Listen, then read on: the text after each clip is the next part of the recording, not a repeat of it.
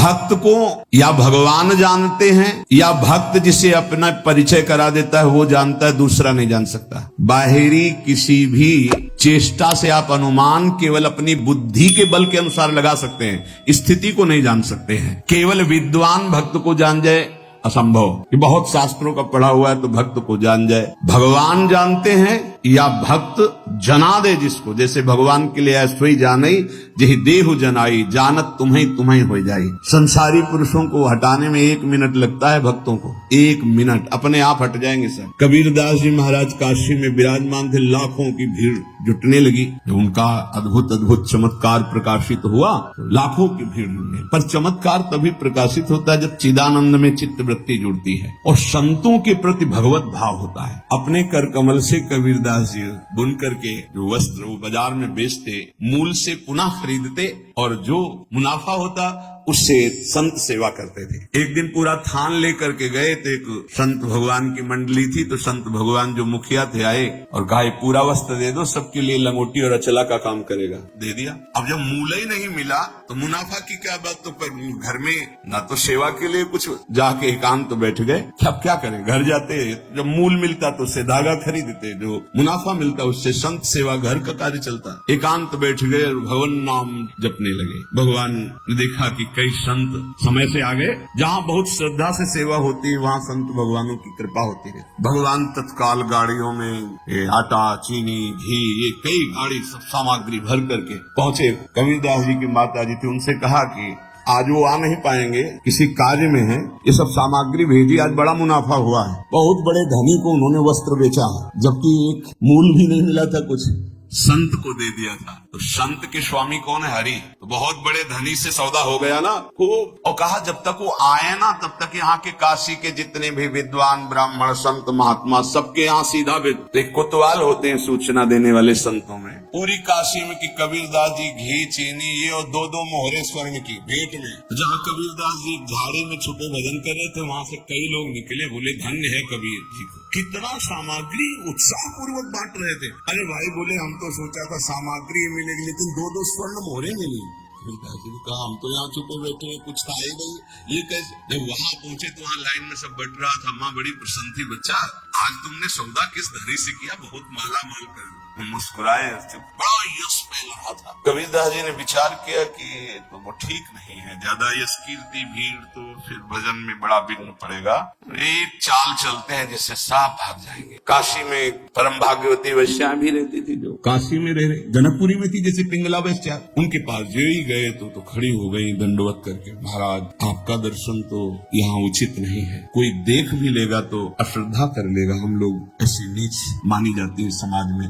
तो इनका नहीं हम तो आए ही आपके सानिध्य की याचना करने। कुछ समझ में नहीं आया कि इतने बड़े महापुरुष वैश्या के सानिध्य के। बोले अगर आप एक सहयोग कर दे हमारा तो। बोले हाँ, बहुत विघ्न पड़ने लगा, भजन में बड़ी भीड़ इकट्ठा होती है, तुम केवल थोड़ा सहयोग कर दो कि काशी की 2-4 गलियों में प्रधान हमारे गले में हाथ डालकर बस चल दो और सब हम संभाल लेंगे, सब खत्म हो जाएगा। तो अब महाराज कोई पूछेगा नहीं। बोले इसीलिए कोई हमें पूछे ना, हम इसीलिए। तो महाराज हम तो निर्लज ही है, जहाँ चाहो चाहे और आपके साथ हमें और गंगा जल भरा, थोड़ा उसमें रंग मिलाया, बीच बीच में गंगा जल का घूंट। और राजा तक काशी नरेश ने जब सूचना सुनी, शिष्य थे, ऐसा कैसे कर सकते हैं गुरुदेव, ऐसा कैसे कर सकते, लाखों की श्रद्धा का नाश हो गया, ऐसा कैसे कर सकते। कोई दंडवत प्रणाम। कुछ जो भागवत जन थे वो कहते कि भाई कुछ भी हो है इनकी लीला, हमारी दृष्टि में तो जैसे कल थे वैसे ही आज है, पर प्रायः बहुतायत में अरे अब राजा को अश्रद्धा हो गई,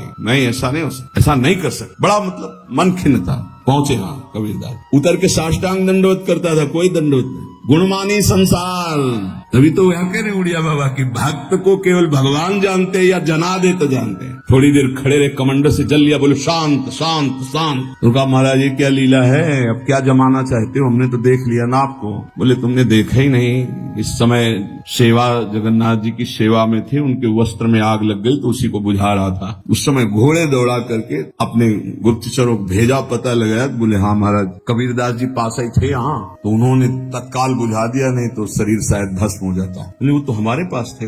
बोले वो सिद्ध पुरुष है, भगवत प्राप्त महापुरुष है। आए साष्टांग दंडवत के, बोले गलती हो गई हम आपको पे। बोले आपको इसलिए मैंने अपना परिचय दिया है कि अगर राजा धर्म भ्रष्ट हो जाएगा तो ठीक नहीं है, ये तो बावरी प्रजा है। भक्त को केवल श्री भगवान जानते हैं, या भक्त जिसे परिचय करा दे तो जानते, अन्यथा जानना बड़ा मुश्किल है। भक्त परिपक्व अवस्था को वही प्राप्त होता है जो आराध्य देव, उनका भजन और गुरु चरणारविंद की पराधीनता, तीन बातें जो स्वीकार करता है वही परिपक्व सिद्धावस्था को प्राप्त हो जाता है। ध्यान दीजिए, आराध्य देव, प्रिया प्रीतम, उनका निरंतर भजन और गुरु चरणारविंद की पराधीनता, उनके आदेश के अनुसार जीवन, वो सिद्ध पुरुष हो जाता है। धीरे धीरे वृत्ति उसकी परिपक्व हो जाती है। उपासक को चाहिए मर भले चाहे जाए, लेकिन कभी किसी के आगे हाथ न फैलावे। जिसको भगवत प्राप्ति करनी, भिक्षान्न के सिवा, भिक्षा के लिखा भूख लगेगो मांग खाऊंगो गिनो न सांझ सवेरो,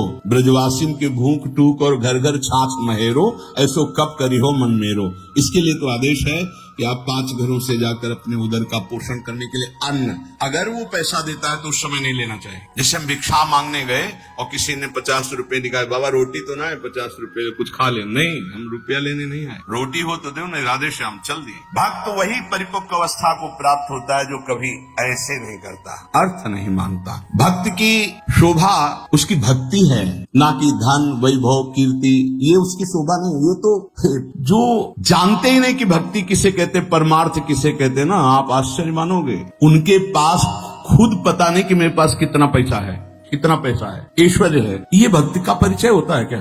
भक्त की शोभा भगवत प्रियता से। ये लौकिक कीर्ति, लौकिक निर्माण, लौकिक संपत्ति से भक्ति की महिमा नहीं। अरे भाई 4 आश्रम है, 40 आश्रम है, 100 आश्रम, इससे नहीं है, स्थिति से है। भक्त की शोभा भक्ति से है, भगवत प्रियता से है। जब ऐसी भक्ति आती है तो भगवान उस भक्त के हाथ का खिलौना बन जाते हैं। भगवान उस भक्त के हाथ का खिलौना बन जाते हैं। रहे सर्वत्र एक समान, पर निज भक्तों के लिए छोटा है भगवान। भगवान अपने भक्तों के लिए सबसे छोटे बन जाते हैं और जैसा वो चाहता है भगवान वैसे खेलते हैं।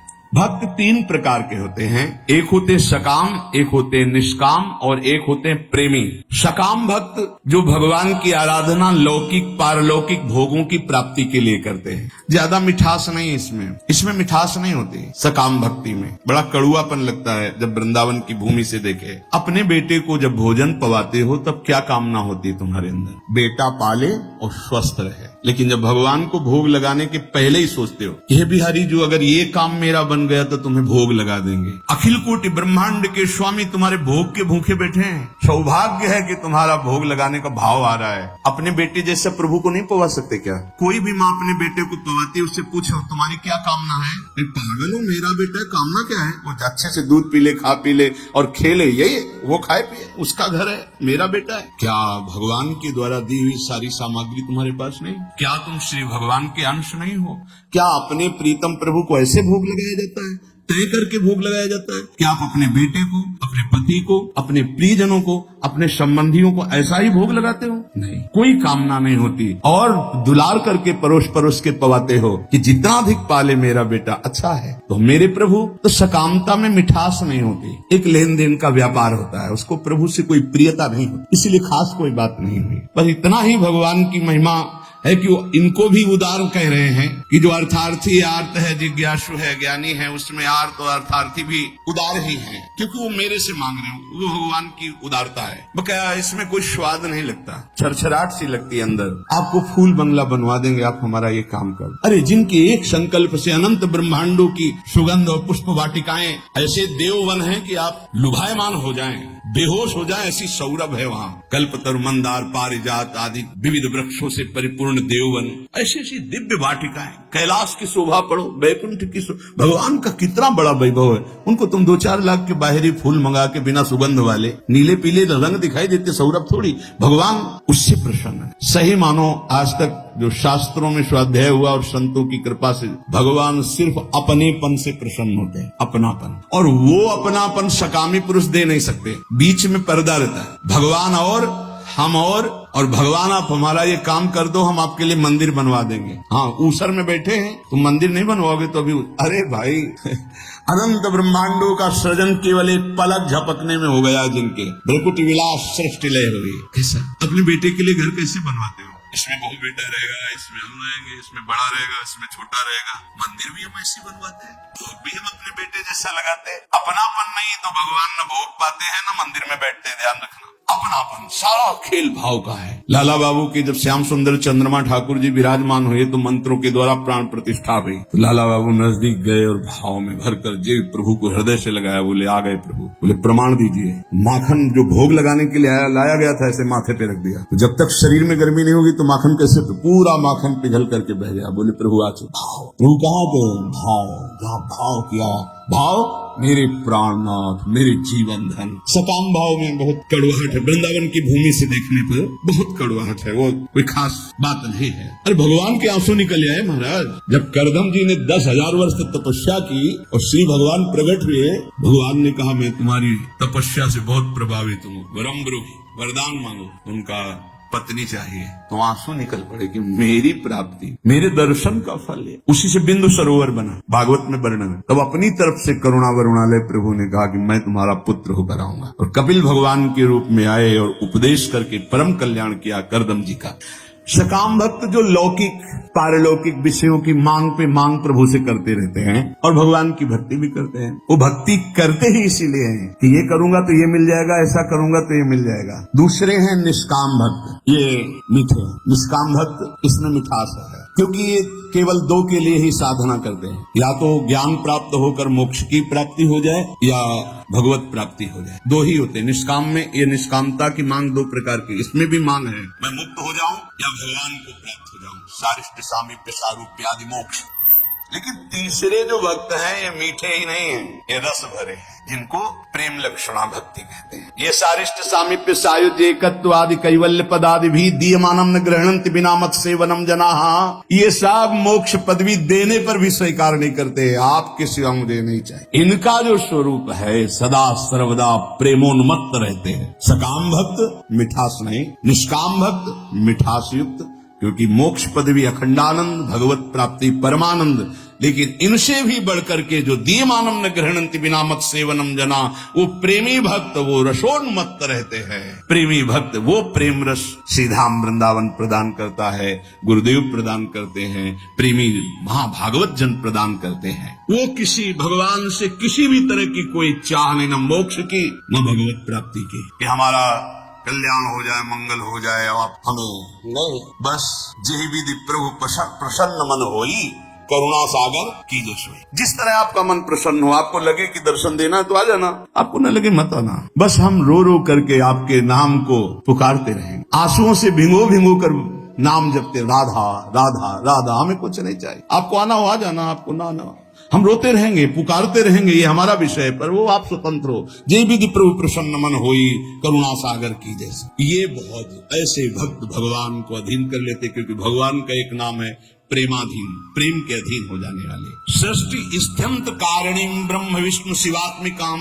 सायाति संज्ञाम भगवान एक एव जनार्दन। हमारे प्रभु ही जब सृष्टि रचना का समय आता है तो ब्रह्मा रूप धारण कर लेते हैं, पालन करने के लिए विष्णु रूप धारण कर लेते हैं, और विनाश लय करने के लिए रुद्र रूप शिव रूप धारण कर लेते हैं। इसलिए हमारे प्रभु महान जगन नियंता है। ऐसा भाव उपासक के जब हृदय में आ जाता है तो किसी अन्य का आश्रय नहीं लेता, अन्य का आश्रय नहीं। सही बात मानो, माया का बड़ा प्रभाव है। आप सोचो इस जगत में कितने धनी होंगे, जितना त्रिभुवन में आप धन देख रहे हैं कुबेर जी के एक खजाने के कोने में रखा है। अपार धन वैभव के स्वामी, रिद्धियां सिद्धियां नौ निधियां कुबेर, और जितना कुबेर के खजाने में लक्ष्मी जी के चरण के एक चिन्ह में है, ऐसी महालक्ष्मी स्वयं भगवान के चरण चापती रहती हैं। ऐसे भगवान के सेवक के सामने कुछ समझ में आएगा उसको? सुरपति नरपति लोकपति जिनके भावे घास।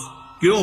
क्योंकि ऐसे प्रभु के सेवक हैं। यहाँ जो वर्णन किया जा रहा है कि उन्हीं से ब्रह्मा, उन्हीं से विष्णु, उन्हीं से रुद्र, वो हमारे स्वामी हैं। अब हम किसका आश्रय लें, किसके आगे हाथ पसारें, किसकी तरफ देखें? समझो, जो संसार में जो कुछ भी है इसकी प्राप्ति के लिए जो भगवान का भजन करते हैं वो बहुत अनजान में है। जैसे हीरे के बदले कांच लेना चाहते हैं, ऐसे भुलावे में है। मणिगण पुंज ब्रजपति छाणत हित हरिवंश कर गई कंचु। नाम जप कर रहे हैं और चाहते हैं संसार की वस्तुएं, तो मानो महान कीमती मणि के बदले में कांच खरीद रहे हैं। जो अपनी कीर्ति, अपनी प्रतिष्ठा, भगवदी आनंद को छोड़कर लौकिक आनंद की चाह के लिए भजन करते हैं, वो भी बड़े भुलावे में हैं। सच्चा उपासक सर्वत्र भगवान को देखते हुए, सब में भगवान को देखते हुए, कोई चाह न रखते हुए निरंतर भगवान की प्रसन्नता के लिए भजन करते हैं। इससे मेरी प्रिया जो प्रसन्न हो जाए। जब हमारा भजन का मतलब क्या है? पुकारना,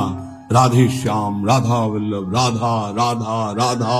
हम पुकार रहे अपने स्वामी का, स्मरण कर रहे हैं। कहीं भी महत्व न हो जाए, कहीं ना महत्व हो। बहुत विचित्र माया है ये। हम बार बार प्रार्थना कर रहे हैं, इस बात को आप कृपा करके समझने की चेष्टा करें। प्रभु के समान सिर्फ प्रभु है, दूसरा कोई नहीं। इतना बात समझो, प्रभु के स्थान पर कोई ना आ जाए। ये बड़ी माया प्रवीण है कि प्रभु के स्थान में कोई वस्तु, व्यक्ति स्थान भेज सकती हो, कोई भी। पर आपकी चतुरता इसी में कि प्रभु के स्थान में केवल प्रभु रहने चाहिए। ये आप देख लीजिए, इसकी पहचान है कि जब वो प्रभु से बढ़कर कोई वस्तु बना के माया भेजेगी तो प्रभु को भूल जाओगे आप। आपकी दृष्टि में जहां प्रभु से बढ़कर हुई तहां प्रभु को भूल जाओगे। प्रभु को भूल गए तो अभी आपकी भक्ति बहुत ही कमजोर है। अब आप ये देख लीजिए, जब आप टीवी देखते हैं तो आपका निरंतर मंत्र चलता है। जब आप किसी से बात करते हैं तो वृत्ति भगवान में होती ही नहीं। जब आप भोजन करते हैं तब वृत्ति भगवान में होती है। जब आप चल रहे होते हैं तो वृत्ति कहाँ होती है? ये सब बातें, अगर आप किसी व्यक्ति से बात कर रहे हैं, प्रभु को भूल गए अंदर से, तो व्यक्ति बड़ा हो गया, प्रभु का स्मरण छूट गया, प्रभु छोटे हो गए। आप कोई रुपया, पैसा, भोग सामग्री, कोई दृश्य, मनोरंजन, प्रभु का नाम छूट गया, वो ज्यादा हो गया। किस कोटि के भक्त हो? माया के एक प्रापंचिक विषय में इतनी सामर्थ्य आ गई को भगवान को भुलवा दिया, तो तुम्हारी निष्ठा कहाँ रही, तुम्हारा चिंतन कहाँ रहा? जरा इस कसौटी पे कसो अपने को, इस कसौटी पे देखो। ये देखी हुई बातें यहाँ की कहते हैं, इस कसौटी पे कस के देखो। टीवी चल रही हो, आप देख रहे हो, आपका बिल्कुल कोई भी दृश्य चित्त अपहरण न करने पावे, हर सेकंड आपका मंत्र चल रहा है। विजयी बाजार में घूम रहे हो, सब कुछ देख रहे हो, लेकिन मंत्राकार वृत्ति विजयी। कोई व्यक्ति सामने है, उससे बात कर रहे हो, लेकिन भाव में एकदम भरे हुए, एकदम भगवान का विस्मरण एक सेकंड का विजयी। अच्छे अच्छे पदार्थ सामने रखे हैं, खा रहे हो, लेकिन चिंतन प्रभु में विजयी। विषयाम गृहणंत मुंचंतवा। हे भगवत पार्षद हो, कोई साधारण नहीं हो तुम, भगवत अंश हो, भगवत पार्षद हो। अपने स्वरूप को पहचानो, जागो। ये माया तुम्हें परास्त नहीं कर सकती, तुम स्वयं परास्त होना सीख गए हो, इसलिए परास्त हो रहे हो। तुम्हें कोई परास्त नहीं कर सकता। भगवत शक्ति संपन्न हो, भगवत अंश हो। हमारी बात को समझना, यहाँ कितना छोटा स्वरूप भगवान का बना लिया गया कि खान पान की थोड़ी सामग्री भगवान को भुलवा सकती है। एक साधारण प्रियता वाला व्यक्ति भगवान को भुलवा सकता है। वो अपना स्थान इतना जोर कर लेगा, प्रभु भूल जाएंगे। कौन, कैसे भक्त हो? अरे जिनके एक इच्छा मात्र से ब्रह्मा विष्णु महेश सृजन पालन संहार करते हैं, वो हमारे प्रभु हैं, स्वामी हैं। उनका विस्मरण हो गया, ऐसी कोई वस्तु आ गई। इसलिए नारायण स्वामी कहते, ब्रह्मादि के भोग सब विष समो लागत ताही, नारायण ब्रज चंद की लगन लगी है जाही। जीवन का लाभ क्या है? अखंड स्मृति। उसको तो हानि भी क्यों बदल रहे हो? हानि हरिवंश के नाम अंतर पड़े, लाभ हरिवंश उच्चरत बानी। पकड़ो, भक्ति का मतलब क्या है, भगवत मार्ग का मतलब क्या है, परमार्थ का मतलब क्या है? अखंड स्मृति। और इस स्मृति को हर वस्तु व्यक्ति स्थान छीनना चाहता है, चाहे वो राग से चाहे द्वेष से। आप अंदर से देख लो। इसीलिए पूज्य पादुड़िया बाबा जी कहते, पूरा संसार एक तरफ और तुम एक तरफ, तुम्हें युद्ध करना है। किस बात का युद्ध? मारकाट नहीं, तुम्हारी स्मृति का अपहरण कोई न कर पावे। राधा राधा राधा राधा। तुम्हारी याद जो भगवत याद है, अगर वो भूल रही है, अब घाटा हो गया। कहे हनुमंत विपत्ति प्रभु सोई, जब तो सुमिरन भजन हो। ये बात यहाँ पकड़ा है, यहाँ देखा। जहां जहां में लगा कि इस चीज से छूट जाएगा, उससे परिपक्व किया है। कोई भी विषय ऐसा नहीं जो हमें भगवान का विस्मरण करा दे। हम हर जगह अपने आप को परिपक्व करना सीखें, अपने को बचाना नहीं, अपने को हटाना नहीं, अपने को उसी में खड़ा करके परिपक्व करना सीखें। बीच बाजार में बैठे समाधिस्थ रहे, तब तो भजन का लाभ समझ में आएगा। बाण बनाने वाले के पास से पूरी सवारी निकल गई, उसको एक शब्द ले सुनाई दिया, और तुम मंत्र और भजन में चित्त लगा रहे हो, तुम्हें चार आदमियों की बात सुनाई दे रही। अरे राजा की सवारी तो नगाड़ा बज रहा है और शोरगुल हो रहा है, जय जयकार हो रहा है, उसको एक शब्द नहीं सुनाई दिया, केवल बाण का नोक बना रहा था, जिसे दत्तात्रेय जी ने 24 गुरुओं में एक गुरु बनाया, और तुम नाम जप कर रहे हो, तुम्हें कोई शोरगुल नाम छुटवा दे, कैसे साधक हो? विचार करके देख। लगन लगन सब कोई कहे, लगन कहावे सोई, नारायण जा लगन में तन मन डारे खोई। मन भी लीन तन भी लीन, तन उनकी सेवा में लीन, मन उनकी सुमिरन में लीन। नारायण अति कठिन है, हरि मिलन की बाट, या मार्ग जो पग धरे, प्रथम शीस दे काट। प्रथम शीश दे काट, मरो रे जोगी मरो, मरनो है अति मीठो, ऐसे मर के देखो जैसे गोरख मर दीठो। जीवित मर जाए उलट आप में समाये, यह दिलगिरी है। प्रवचन करना बहुत सरल है, नहीं प्रवचन कर, जीवित मर जाए उलट आप में समाये है दिलगिरी। अपने प्यारे से प्यार करना कोई खिलवाड़ नहीं है, उसे प्यार नहीं कहते जिसमें अपना स्वार्थ होता है, अपना सुख होता है। अगर हमारे हरि से प्यार करना है तो पहला कदम बढ़ाने के पहले मर जाओ। ये बोले भी कदम कैसे बढ़ेंगे? बोले यही आश्चर्य है, यहाँ मर के चला जाता है। मरो रे जोगी मरो, जिसने हर वेग को सह लिया, जैसे मरे हुए पुरुष में कोई कामना नहीं होती, ऐसे मरा हुआ मन निष्काम होता है, कोई कामना नहीं। नारायण अति कठिन है हरि मिलन की बात, जैसे मरे हुए का किसी से संबंध नहीं होता, ऐसे किसी से संबंध, कोई काम, राधा राधा राधा। बड़ी ऊंची स्थिति जागृत हो जाए यदि ऐसा भाव। इस मार्ग में अगर आपका अहंकार जिंदा रहा तो आप नहीं चल पाएंगे। अहंकार मर गया, यहाँ मरने का तात्पर्य अहंकार से, अहंकार मर गया, पार हो गई गाड़ी। मार तो सकते नहीं हम, क्योंकि निर्बल हो चुके, तो गुरु को दे देते हैं, वो संभाल लेंगे। अपने अहम का अभी पीछे सुना, अपने आराध्य देव का निरंतर चिंतन और गुरु की पराधीनता। पराधीनता मतलब अब हमारा स्वयं का कोई संकल्प विकल्प नहीं, जैसे गुरुदेव भगवान चलाते हैं वैसे चल रहे।